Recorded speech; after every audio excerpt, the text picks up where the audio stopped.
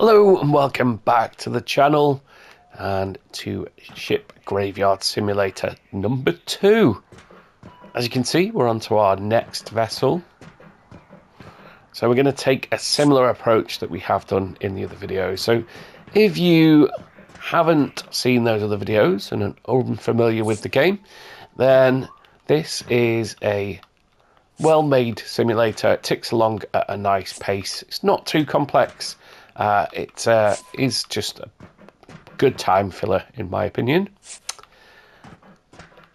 So as you can imagine from the title, we have a ship graveyard, and around that is this kind of little shanty town built up around it, and we're going to be stripping the ships for salvage. So what I like to do is, first and foremost, is to strip the ship of everything that isn't nailed down. So we can use our pickup icon to do that. And over on the top left of the screen, you'll see that there are contracts. So there will be a certain amount of materials and sometimes some unique items that you need to fulfill each of those contracts. We'll just cycle through them. So you can see there, we've already got enough oil there to fulfill it. We need some more iron and wood, which hopefully will be in abundance. We have one of 3 air tanks, and there should be a TV somewhere around here. And we picked up the toilet. We just need some more plastic. So once we have fulfilled those contracts, I hope we're carrying too much, then we can go back to our laptop in our little hut, our little shantytown hut over there, and we can redeem them or fulfill the contracts, and that will give us some more cash. I also like to avoid selling all of the salvage until I've seen what I need for upgrades. So in terms of the different things that we've got, we have our hammer, which will take out all these blue circles. These are the rivets. So what we'll do is we'll use that now, because after I've taken everything that isn't nailed down off, what I like to do is just clear any overhangs. So that if we're at various points around the ship, we've always got a nice clear route to our truck to be able to chuck our salvage on. So we don't take full damage in the game. You don't take any damage at all, actually, so you can go about your deconstruction however you wish. In real life, you obviously wouldn't start hammering away at something you were stood on, or even the opposite being true, you wouldn't necessarily destroy something that was hanging over your head either.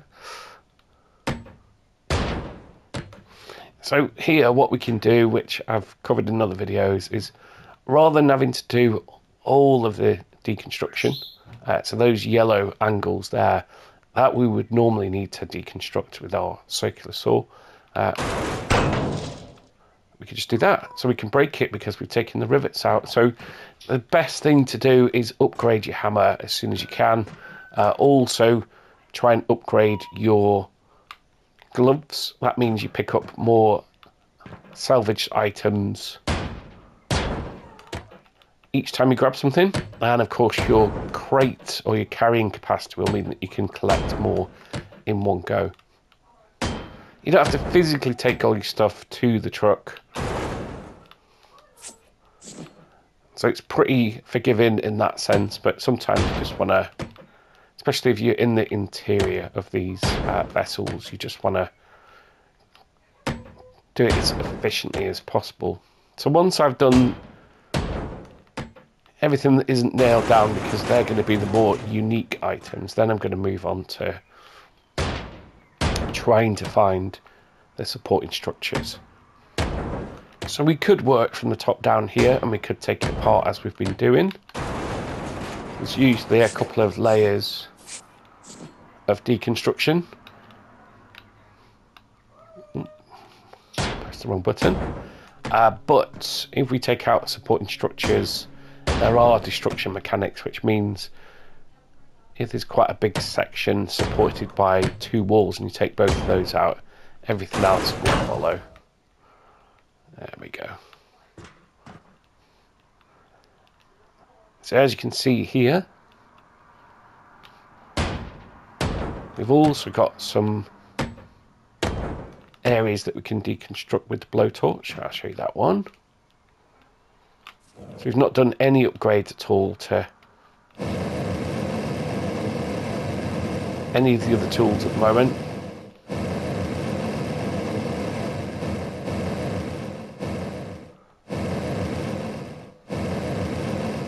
So we can follow the path of it, and you can see there that it's falling apart, separating.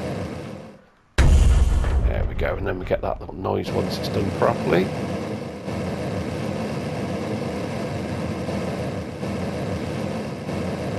Just go along nice and slow.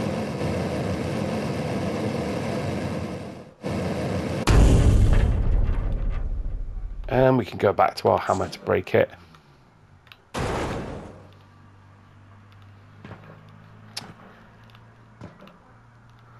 So let's have a look if there's anything else. Let's just cycle through the contracts. So there should be a TV somewhere here. There should be 2 more air tanks as well. So let's get inside of the ship. Let's pick that up, get that out of the way. Looks like there's a section there that we need to get to. So let's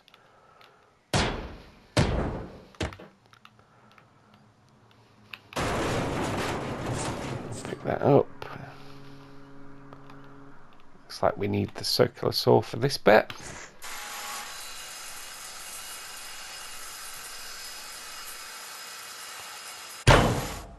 There we are. We need to use an explosive, do we? I've not used the explosives before. There is something keeping that together though.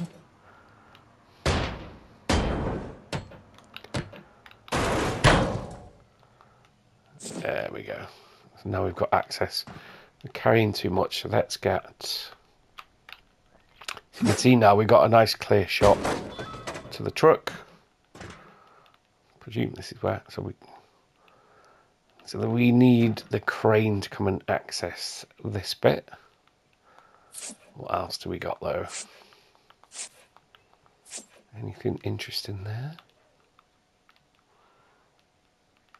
So what we'll do is we will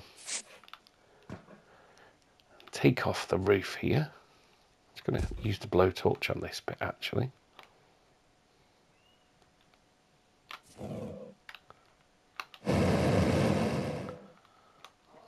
Are we actually on that?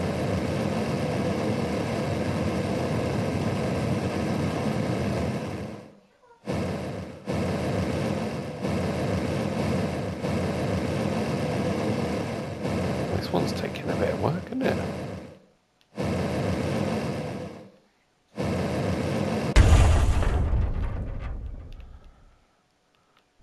I'm not sure what was holding... That was holding together, I should say. So we can't call the crane at the moment because there's a roof on there. So we might be able to do that from inside actually. Let's do that instead. So we're going to go back to our trusty hammer. Like so. I'll just get anything that we can reach at the moment. So at the moment, because we've upgraded it, we're going to need 2 hits per rivet, and then we can hit them in the middle. We can get 2 in one go, which is handy. That brought quite a bit down. So the plan for today's content is I'll play a little bit of this game, and then I'm going to jump back into Resident Evil 4 actually on the PSVR 2. Oop. Press the button there a little bit too early. There we go. So I do appreciate that with these types of games, the simulator games, they are designed to be repetitive, and I do like them as I've probably said a few times, kind of like filler games as well. So in terms of describing the different mechanics and things, there probably is going to be some repetition, but not everybody watches all of the videos anyway, so hopefully if this is the first one you're watching about the game, and it's quite useful as well to see and potentially get a feel for the game, whether you want to pick it up. So in that sense, the reason that I'm playing it is that there was a heavy discount. You could get both games, so 1 and 2 for just over 13 quid. And again, apologies if you watch a few of these videos and it's repetitive, but I always think, what would that cash get me in the real world? And so the simulator games, there's often quite a number of hours of content. So I think that 13 quid is a very good price. I've not played the first game, just jumped into the second because I thought actually that's probably going to give me the best introductory experience. And if it's something that I like and I complete it, and I'll jump into the first one. So there are a number of vessels. I think that goes all the way up to a fully fledged warship, which would take, I expect, quite a number of hours to break down actually. So I'm going to go to the walkie-talkie now. So it's in red because at the moment it can't be accessed. So we're going to need to take out a few more ceiling panels, I think. As you can see, you got quite a reach as well to be able to destroy these items.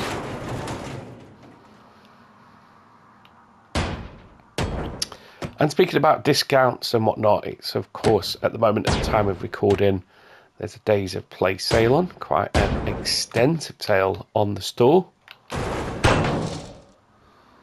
I've not been through all of the items to see just what's on there and what I might want to pick up, because, well, two reasons. First and foremost, what I look for first are the PSVR 2 games to see if I can pick myself up a bargain, and that is exactly what happened. Tends to be the same in that the volume is a little bit light, so there's probably only about 8 or 9 games that are currently it's still red, that are currently part of the sale. But I managed to pick Resident Evil 4, which is the remake one.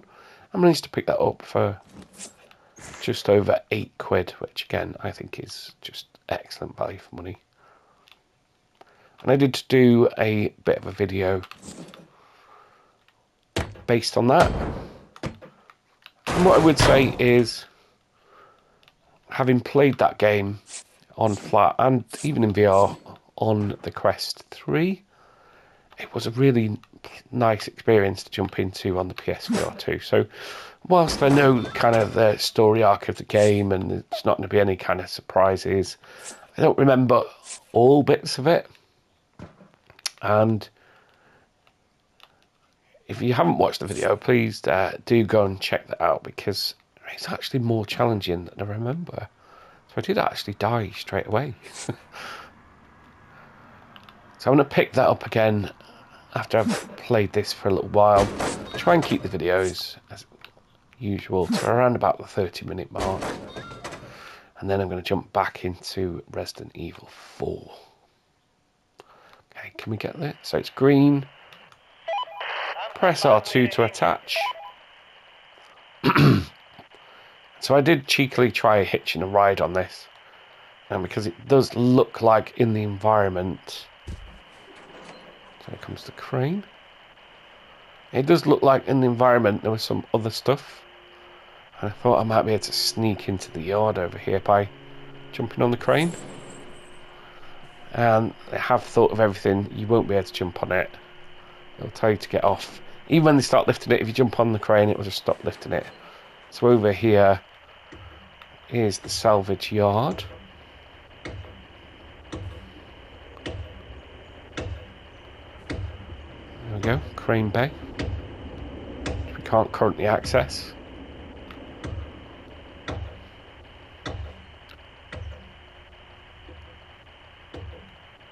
So once that's done its work, we'll get told what materials we've salvaged from that. There you go, resources. Just head back over to our hammer. So we still have 2 air tanks and a TV somewhere in here. That looks to me like it could be an air tank, don't know about you. I'll jump up here as well.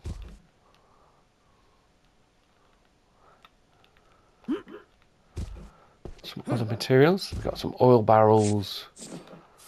So what we'll do, just to keep the videos with a little bit of variety, and simulator games are not all about variety. They're kind of designed to scratch that itch of repetition. There's also, seems to have calmed down again a little bit, but at one point everything was a cozy simulator. So they were actually designed to be really kind of slow paced. And I did enjoy a few of those as well. I think it's nice to have a balance of different things. So at the moment, as I say, I'm going to be playing a little bit of Resident Evil 4. And the other thing that I was going to mention is the subscription service, actually.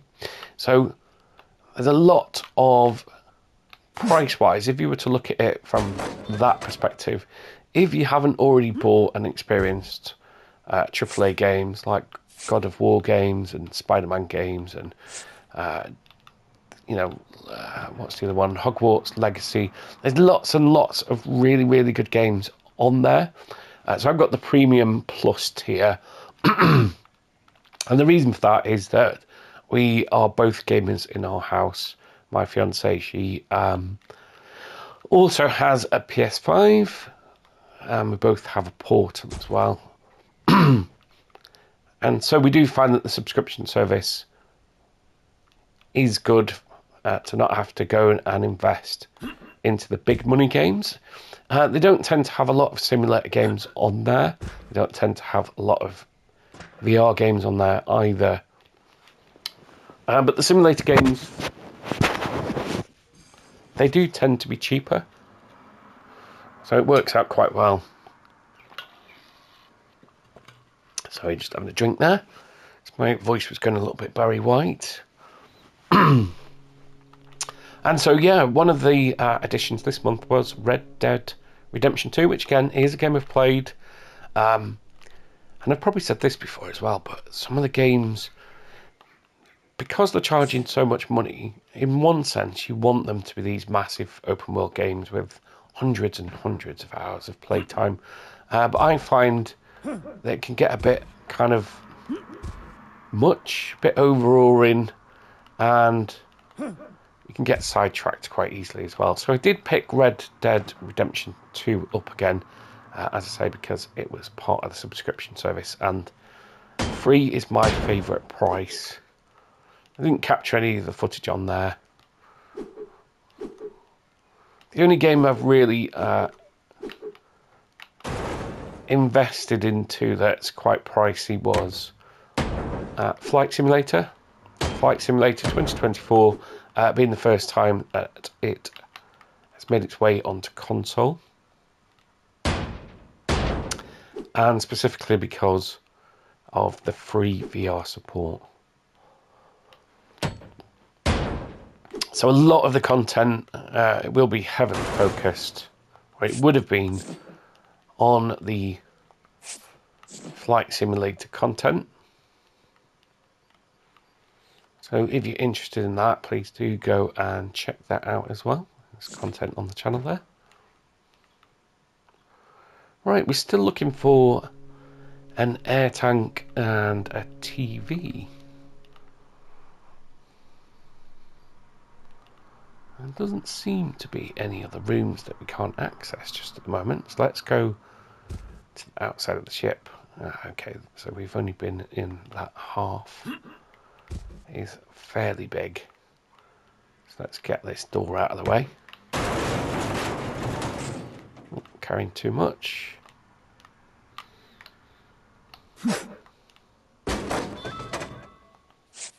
Gives us access. There's an air tank. Beautiful. And would that be a TV? Doesn't seem to be registered at the moment. We did definitely just pick up another air tank. Or is that because we've not put it into our truck? Yes, okay. There is still a TV here somewhere. Can we fulfill any of our contracts just yet? No. So if we can find the TV, we should be able to. Let's get our hammer going.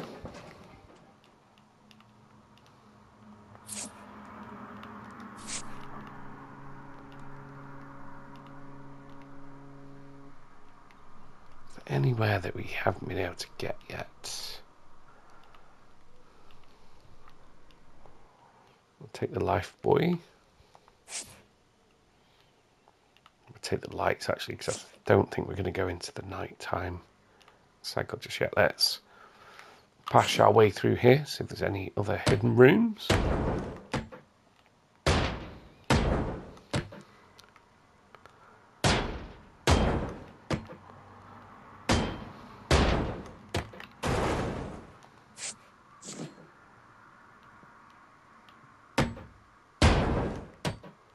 So as you've probably seen, it's a nice kind of paced, quite a relaxed game.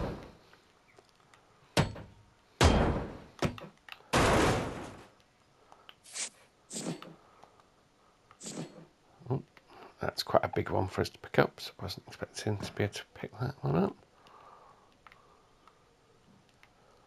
I don't see the TV in here, but I'm sure we'll come across it at some point. Let's take what we've got. And we'll go over it and do a little bit of recycling.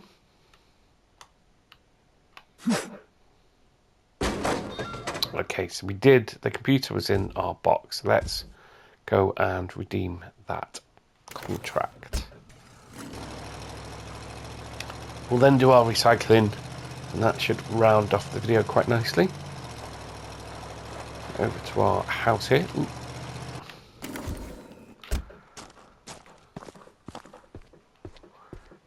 There we go. Contracts. So we'll get $8, which doesn't sound like a lot.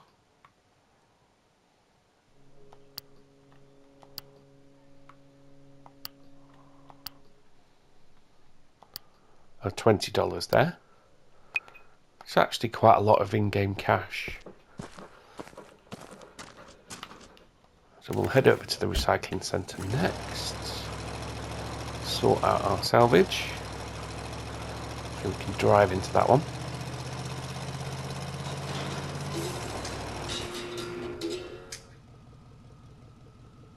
So a good thing here is, as you can see, it gives us a couple of different options.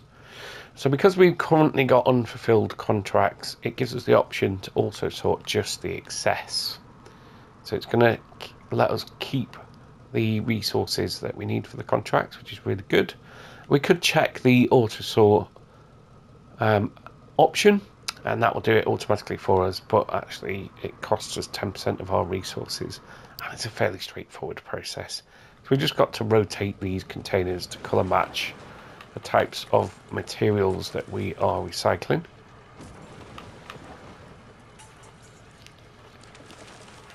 If you've got mostly metal, you can hit the boost button. What I would say is that it doesn't immediately stop once you take your finger off.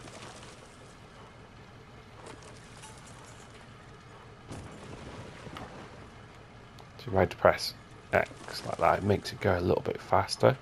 If we get a perfect sort where we get all the materials into the right containers, then we'll also get a perfect sort cash bonus as well. So this should hopefully open up. Oh, that was the wrong one. We should have put that in the yellow one. I wasn't paying attention.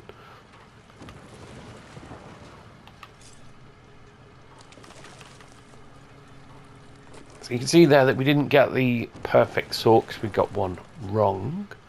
So if we click sort again, it will just do the remaining items. It's not that we have to restart the whole process, which again, nice.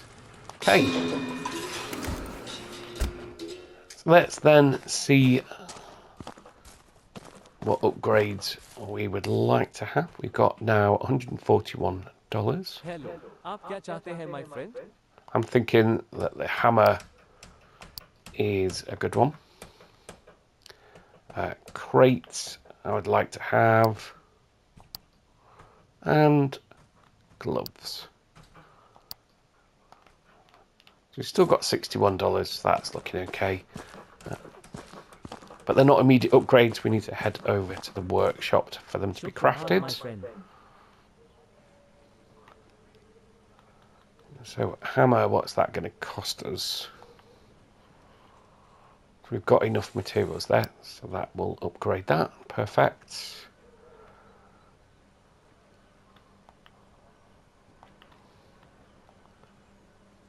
We've got enough for that as well. Oh, short on resources. We don't have enough equipment.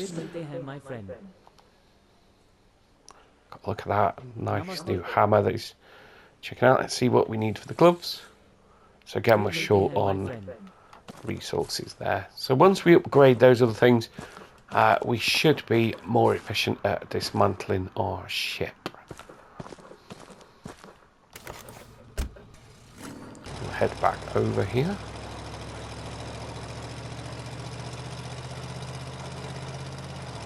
And leave the truck somewhere where we can easily access everything. So what you'll see now is that we will be able to, let's just focus on the supporting wall. We should now have a one hit, yes, capacity. Makes life so much easier. So we'll go around these supporting walls just very quickly. What would be interested to know as well is that whilst I'm capturing the content because I'm gaming and I enjoy it and it doesn't require a lot of editing, it is also designed, or hopefully designed, for people to enjoy watching them and get something out of them as well. So do let me know what you prefer. If shorter videos are preferred, if they should focus more on kind of informative bits, whether you prefer just to have it on as background and watch. Because in our house we do consume YouTube content in a lot of ways. So for example, if there's a new game that we're interested in and it's a really good means to kind of get an objective opinion of what you might be investing into, sometimes you just have them on as a bit of background. So for me, I don't mind catering to the masses. I say masses. Everyone's got to start somewhere, so I'm very grateful for people that have clicked that subscribe button. Everybody starts somewhere, and it's not a professional YouTube channel. I'm not kind of paying to move up algorithms and that kind of stuff. But yeah, all I'm doing is essentially clicking a record button and then stopping it. So if you prefer that there were shorter videos, if that's the preference of most of the viewers of the channel, then I'll of course be more than happy to do that. I do try and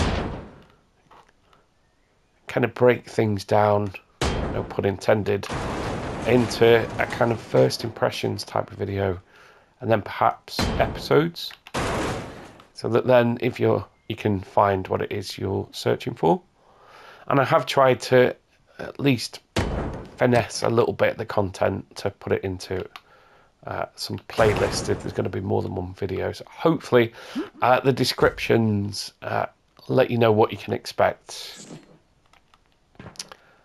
I don't put too much detail into the descriptions. I just tend to put fairly brief titles onto the videos.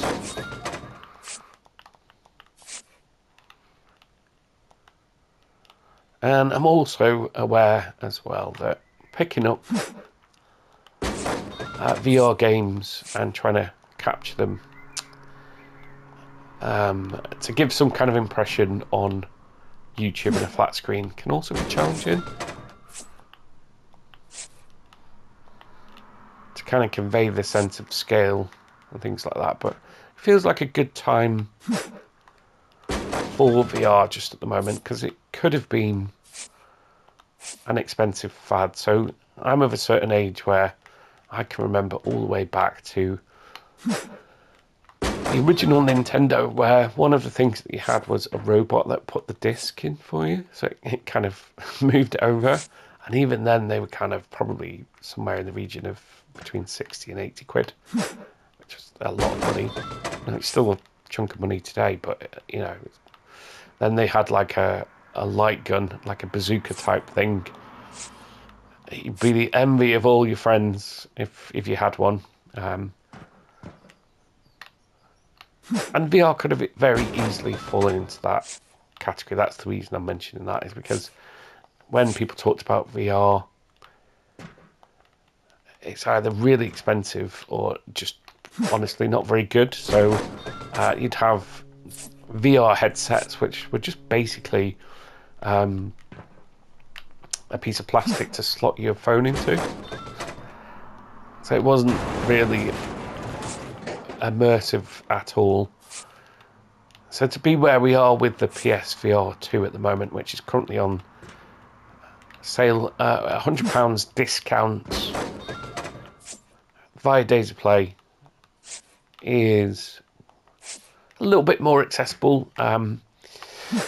Clearly, if you haven't got a PS5, then that's quite a cost investment, isn't it, to pick up a PS5 and then the PSVR 2 headset, even if they are discounted. I appreciate that.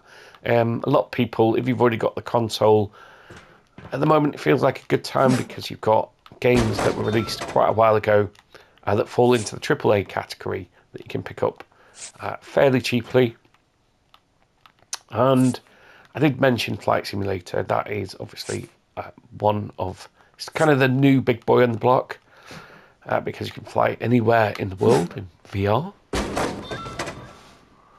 So it does feel like a really good time to pick up a headset.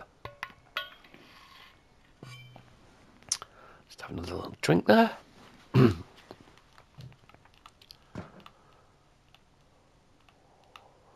Okay. So what I'm going to do is I'll probably end the video there, because we should be around about the half an hour mark. We're going to work towards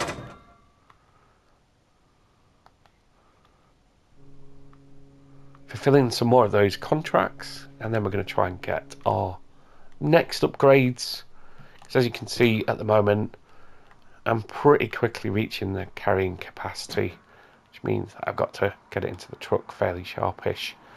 So we took a couple of supporting walls out there to get the roof off.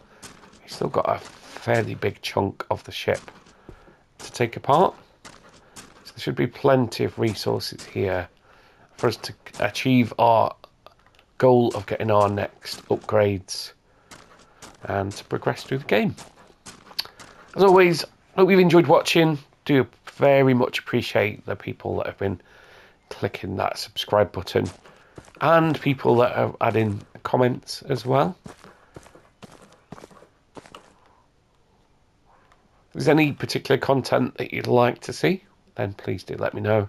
As I say, I've got the PlayStation Plus subscription, Premium Plus. There's a fairly extensive catalogue there, so I can jump into any of one of those games for free and hopefully pass on some useful first impressions or tips and tricks if I've already played them.